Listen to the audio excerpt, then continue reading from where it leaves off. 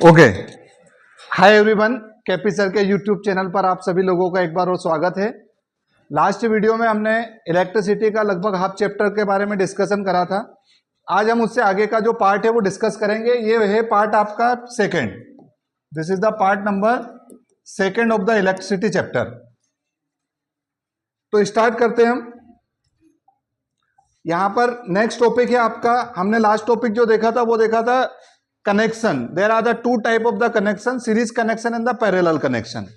अब आगे हम जो देखेंगे वो देखेंगे heating effect of the electric current.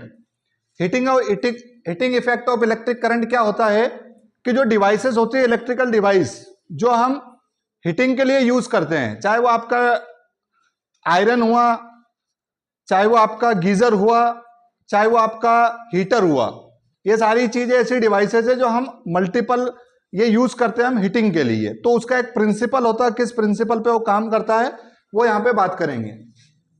Heating effect of electric current, तो ये पूरा एक साइकिल देके रखा है। सबसे पहले क्या करते हैं अपन, पोटेंशियल डिफरेंस क्रिएट कराते हैं। किसी भी वायर के अंदर आपको पता है, किसी भी वायर के अंदर इलेक्ट्रॉन्स होते हैं, लेकिन उनको मूव कराने के लिए वहां पे पोटेंशियल डिफरेंस क्रिएट कराना पड़ता है। उसके लिए लगाते हैं वहां पर क्या, बैटरी। देन उसके कारण से क्या होता है, electrons will come in the motion. Electron जो है मोशन में आ जाते हैं। जैसे कि ये मानो कि कोई वायर है और इस वायर के अंदर क्या है, ये एटम है और ये इलेक्ट्रॉन है। अभी ये इलेक्ट्रॉन क्या हो रहे हैं, इधर उधर डायरेक्शन में मूव कर रहे हैं। इनको एक डायरेक्शन में मूव कराने के लिए हमें बैटरी लगाना होती है, ताकि क्या होता है, एक सिरे पे ज्यादा पोटेंशियल डिफरेंस हो जाता है, एक पे कम हो जाता है, और इलेक्ट्रॉन एक पर्टिकुलर दिशा में फ्लो होने लग जाते हैं। तो बैटरी के कारण से ये फ्लो होते हैं एक डायरेक्शन में। तीसरा point, to maintain this current source has keep to the expending the energy.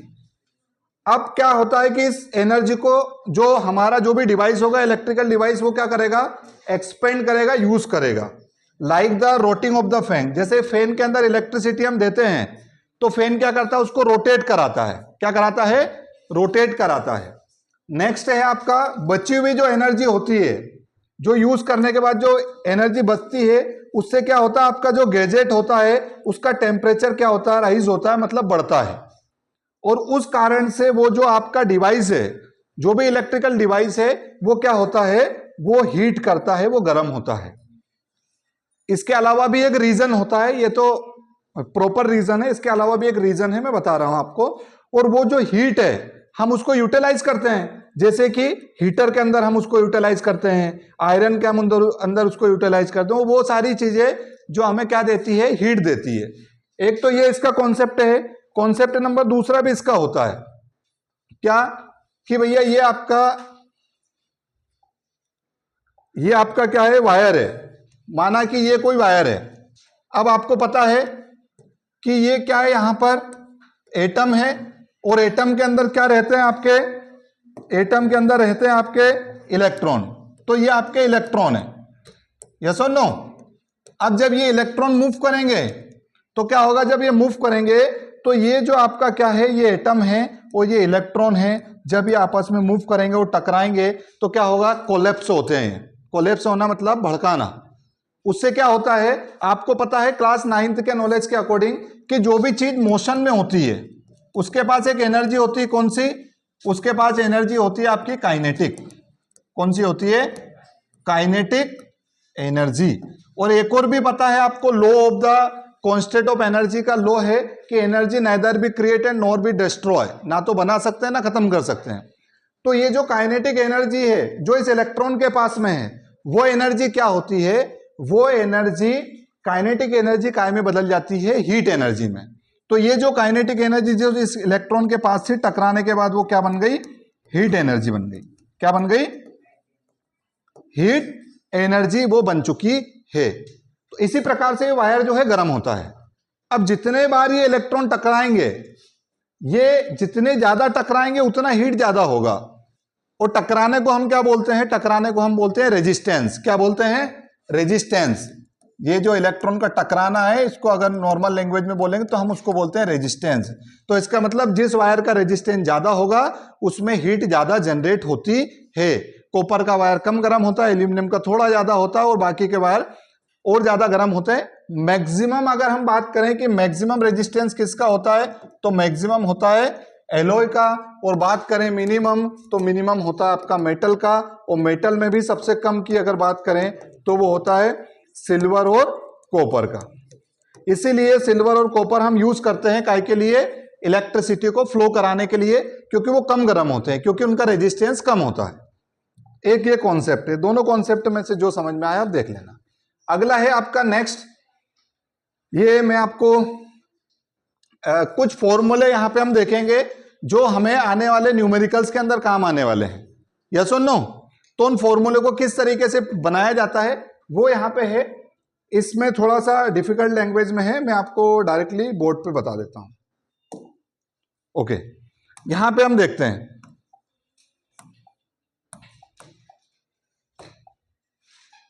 ठीक है, हमें पता है एक फॉर्मूला, हमें पता है, हमने देखा है पोटेंशियल डिफरेंस का बराबर क्या होता है, V इज इक्वल टू होता है W upon Q।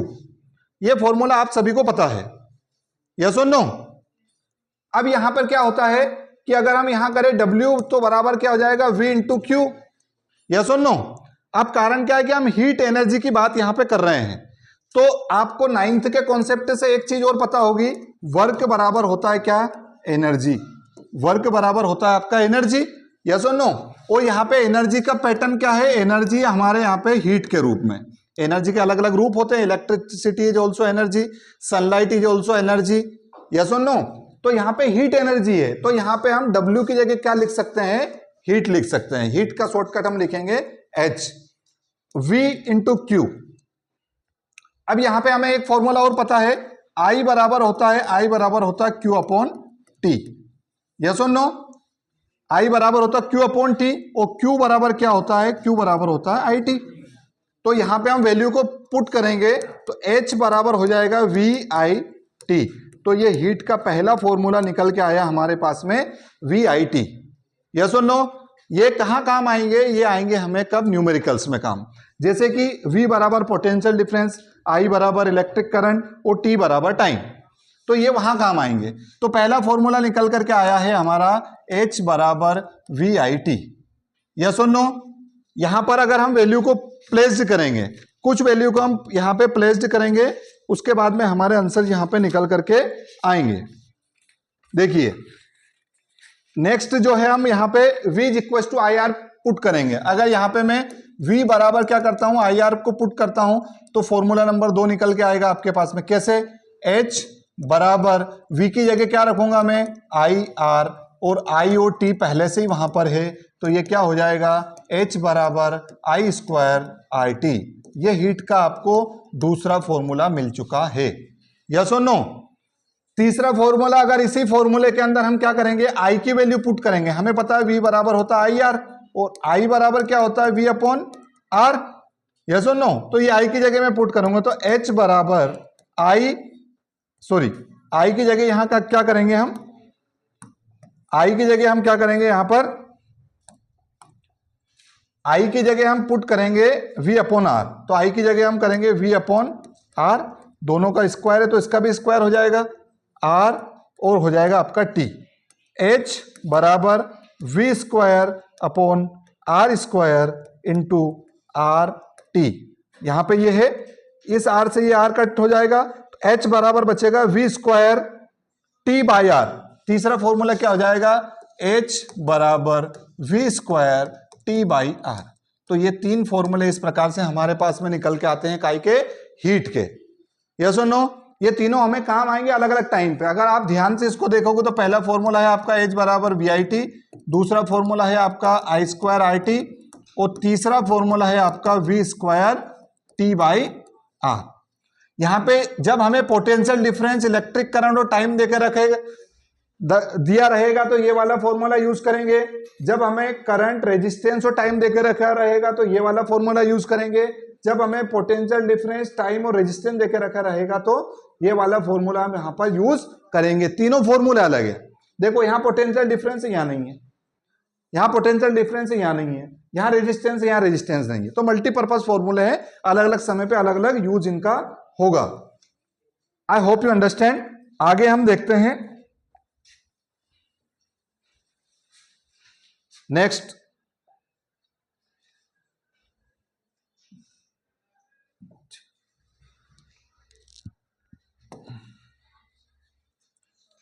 Okay, next यहां पर डिस्कस हम करेंगे आगे जो फॉर्मूले हैं, और कुछ फॉर्मूले हैं पावर के। पावर आपको पता होगा, पावर बराबर क्या होता है, तो पावर बराबर होता है energy upon time, energy upon time, है ना। पावर का फॉर्मूला होता है एनर्जी पर यूनिट टाइम, ये इसका फॉर्मूला होता है। तो यहां पे पावर बराबर P बराबर एनर्जी का फॉर्म क्या है, यहां पे एनर्जी है, अगर मैं E/T लिखूंगा इसको ऐसा, तो यहां पे अगेन एनर्जी लिखो, या आप एनर्जी को क्या लिखो, हीट लिखो, बात बराबर है। तो एनर्जी की जगह मैं क्या रखूंगा, हीट का फॉर्मूला रखूंगा। पहली बार में पहला फॉर्मूला रखूंगा, तो पहला फॉर्मूला क्या है हमारे पास में, H बराबर VIT, और T पहले से है तो T से T कैंसिल हो जाएगा, पावर का पहला फॉर्मूला हो जाएगा V और I। पावर का दूसरा फॉर्मूला अगेन इसी के अंदर क्या रखेंगे, दूसरा फॉर्मूला रखेंगे हीट का। अभी मैंने बताया 3 फॉर्मूले यहां लिख देता हूं मैं। H बराबर पहला है आपका VIT, H दूसरा है आपका I²RT, ये मैं भूल गया हूं यहां पे, ये जूल्स लॉ भी इसको बोला जाता है। क्या बोला जाता है, जूल्स लॉ। 2 और 3, H बराबर V² T/R, ये फॉर्मूला है, ये हम यहां पे रख रहे हैं। तो पहला वाला निकल करके आ गया, दूसरे में दूसरा रखेंगे तो एनर्जी बराबर बताओ वहां से, P बराबर I²RT, बाई में क्या है, T तो चल ही रहा है, T से T कैंसिल हो जाएगा, तो ये हो जाएगा I²R। ये फॉर्मूला नंबर निकल के आ गया आपका सेकेंड। थर्ड क्या होगा, P बराबर V² T/R, इंटू T पहले से है, T से T कैंसिल करो, P बराबर हो जाएगा V²/R। तो ये हो गया पावर का तीसरा फॉर्मूला। तो ये पावर के भी 3 फॉर्मूले हैं, हीट के भी 3 फॉर्मूले हैं। जब हमें रिक्वायरमेंट होगी जिसकी, उसका हम यूज करेंगे। यहां पे जब पोटेंशियल डिफरेंस करंट देके रखेंगे, ये करंट के साथ रेजिस्टेंस तो ये, और पोटेंशियल डिफरेंस के साथ रेजिस्टेंस तो ये 3 फॉर्मूले काय के निकल के आ गए हमारे, काय के, ये आ गए हमारे पावर के निकल कर। ठीक है, आगे कुछ बात करूंगा मैं इस पर कि जूल्स लॉ का मतलब क्या होता है। मतलब हीटिंग, अगर कंपनी को या किसी को भी कंपनी को मान के चलते हैं हम, अगर कोई हीटिंग डिवाइस बनानी होती है तो वो इस प्रिंसिपल पे चलती है। वो किस प्रिंसिपल पे, इस जूल्स लॉ पे चलती है। कैसे चलती है यहां से देखेंगे हम। ठीक है, कैसे, जैसे मैंने बोला ये आपका H बराबर I²RT, ये फॉर्मूला है, यस और नो। तो हीटिंग 3 चीजों पे डिपेंड करती है, डायरेक्टली प्रोपोर्शनल होती है करंट के, डायरेक्टली प्रोपोर्शनल होती है रेजिस्टेंस के, और डायरेक्टली प्रोपोर्शनल होती है टाइम के। तो जब हमें हीटिंग कॉइल बनाना होता है तो पहला ध्यान रखा जाता है कि उसका क्या किया जाए, उसका रेजिस्टेंस क्या रखा जाए, ज्यादा रखा जाए। क्या रखा जाए, ज्यादा रेजिस्टेंस वाली मटेरियल को यूज करते हैं। तो ज्यादा किसका होता है, अभी मैंने बताया आपको एलॉय का ज्यादा होता है। तो हीटिंग कॉइल जो बनाते हैं उसमें काय का यूज करते हैं, एलॉय का यूज करते हैं। बात नंबर 2, ये तो आपको पता है ज्यादा रेजिस्टेंस होगा तो ज्यादा करंट कंज्यूम करेगा। आपकी प्रेस जो है ज्यादा इलेक्ट्रिसिटी यूज करती है, आपका गीजर जो है ज्यादा इलेक्ट्रिसिटी का कंजप्शन करता है। और टाइम भी जितने ज्यादा टाइम तक आप उसको चलाओगे उतना ज्यादा वो हीट आपको प्रोवाइड कराता है। ठीक है, तो यहां से आपको इतनी सारी चीजें क्लियर हुई। आगे कुछ कॉन्सेप्ट और हैं, उनके बारे में हम बात कर लेते हैं। ये सारी चीजें मैंने आपको बता दी है। If you want, so you can take the screenshot also. Okay. ठीक है, आगे चलते हैं। ये सारी चीजें मैंने बता दी है। यहां पे देखिए, ये मैंने जो लॉ बताया आपको, कौन सा, जूल्स लॉ बताया है, उस जूल्स लॉ के बारे में यहां पे कुछ और जानकारी देखिए रखिए।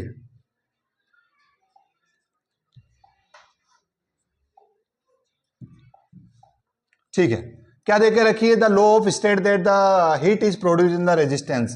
कैसे, directly proportional to the square of the current, current के डायरेक्टली प्रोपोर्शनल होता है। स्क्वायर इसलिए बोल रहा है वो कि H बराबर होता है आपका I²RT। तो H स्क्वायर के डायरेक्टली प्रोपोर्शनल है आपका, डायरेक्टली प्रोपोर्शनल रेजिस्टेंस R के डायरेक्टली प्रोपोर्शनल है, अभी मैंने आपको बताया।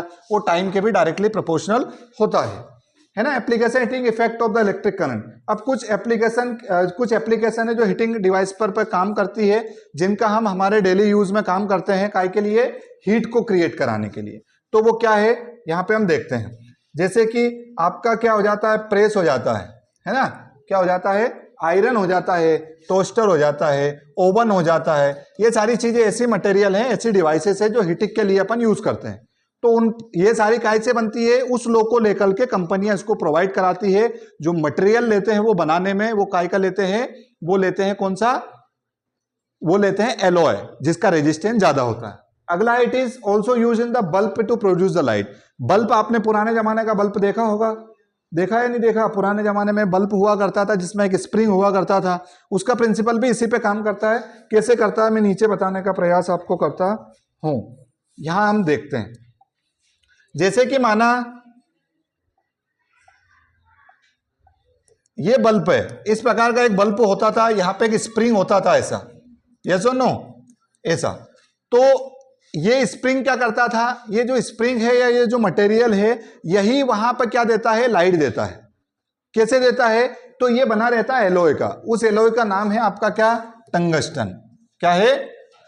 टंगस्टन इसका नाम है। अब आप अगर ध्यान से यहां देखेंगे तो ये इसको स्प्रिंग को ऐसे कोइल क्यों बनाया गया है? क्योंकि हीट जो है काय पे डिपेंड, रेजिस्टेंस, हीट काय पे डिपेंड करती है, रेजिस्टेंस पे, और रेजिस्टेंस काय पे डिपेंड करता है, लेंथ पे। पिछले वीडियो में आपने देखा होगा कि रेजिस्टेंस से दो चीजों पे डिपेंड करता है, लेंथ पे और एरिया पर। तो लेंथ जितना ज्यादा रहेगा रेजिस्टेंस उतना ज्यादा रहेगा। तो इसको कोइल बना दिया गया ताकि ज्यादा बड़ा एरिया छोटी जगह में आराम से आ सके, तो इसलिए इसको क्या बना दिया गया है, कोइल। बात नंबर 2, ये तो पहला नियम समझ में आ गया। दूसरा, एरिया कम रखा जाता है, इसलिए आप देखते होंगे कि बहुत ज्यादा पतला होता है। वो पतला इसलिए रखा जाता है ताकि उसका एरिया कम हो, और उसको कोइल इसीलिए किया जाता है ताकि उसका एरिया जो लेंथ है उसका ज्यादा हो। लेकिन बल्ब इतना बड़ा तो बना नहीं सकते, तो बल्ब इतना ही बड़ा बनाना, तो उसको कोइल कर दिया गया। ठीक है।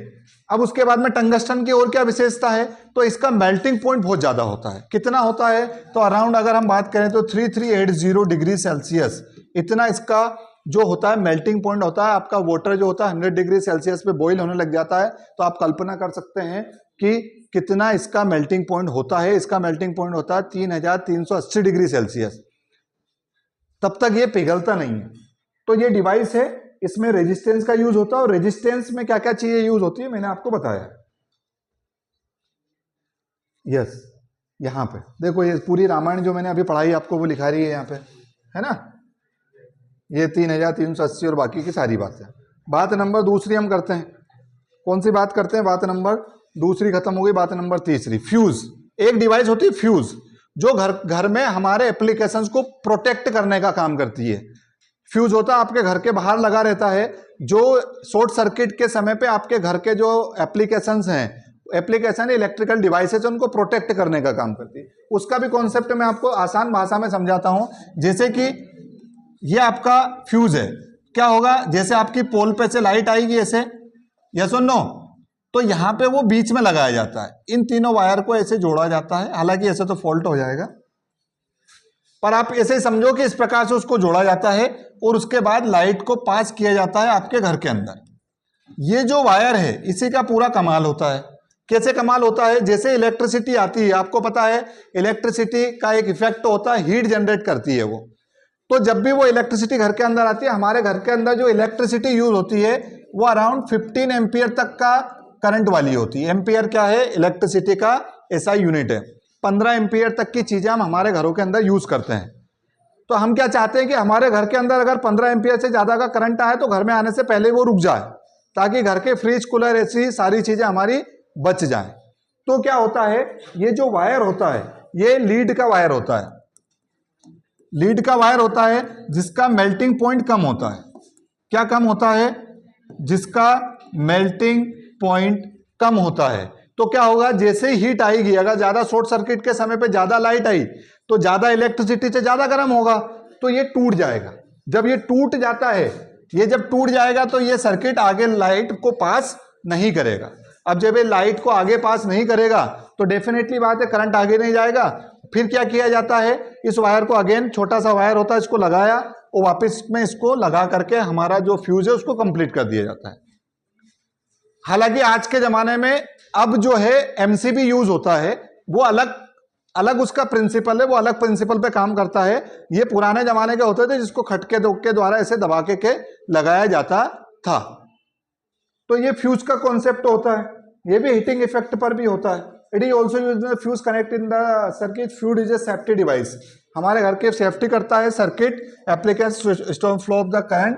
The wire fuse is made of the alloy metal aluminium copper, है ना, एलॉय का बना रहता है वो, जिसका एल्यूमिनियम और कॉपर इनका कॉम्बिनेशन बना के एलॉय बनाया जाता है, जिसका नाम मैंने बताया आपको, क्या बताया, लीड का बना रहता है वो। लीड देखो ये लिखा रहा ना, कहां लिखा रहा, ये लिखा रहा, बताता हूं, अभी भी तुम्हें दिखेगा नहीं बराबर। ये लीड का बना रहता है वो वायर।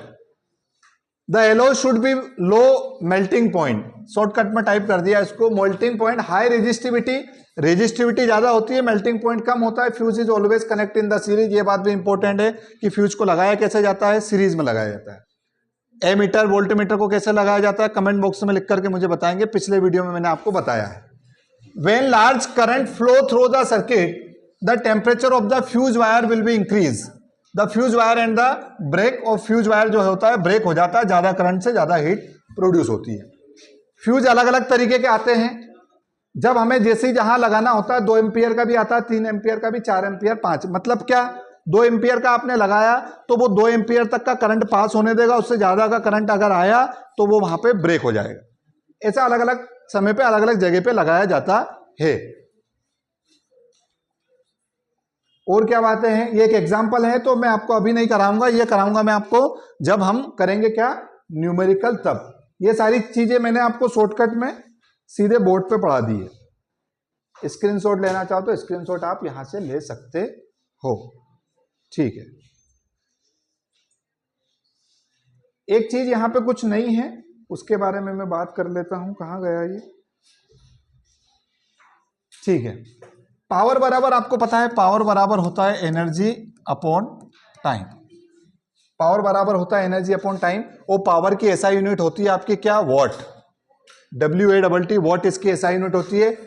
इसको W से अपन इंडिकेट करते हैं। अगर हम 1 वोल्ट के बारे में बात करेंगे तो 1 वोल्ट बराबर क्या होता है, तो 1 वोल्ट बराबर होता है व्हेन 1 वोल्ट, 1 वोल्ट की बैटरी होगी और 1 एम्पियर का करंट प्रोड्यूस होगा, तो उससे जनरेट होने वाला जो पावर है उसका पावर हो जाएगा 1 वॉट। इस प्रकार से इसको निकालते हैं, ठीक है। और कुछ बातें हैं क्या, थोड़ी बहुत बातें और हैं, है ना। ये कुछ कमर्शियल यूनिट्स होती हैं। कमर्शियल यूनिट हमारे जो पावर का कंजप्शन हम घरों के अंदर यूज करते हैं उसको कैलकुलेट किया जाता है। तो आपको पता है एनर्जी, पावर बराबर एनर्जी अपॉन टाइम होता है, और एनर्जी बराबर होता है पावर इनटू टाइम, है ना। उसको देखो निकाला कैसे था, यहीं से निकाला था। एनर्जी बराबर होता है पावर अपॉन टाइम, पावर को यहीं रहना दिया, एनर्जी इनटू टाइम, यस और नो। यहां पे नहीं, यहां पे क्या करा इन्होंने, एनर्जी बराबर पावर इंटू पावर बराबर सॉरी P बराबर E इंटू टी।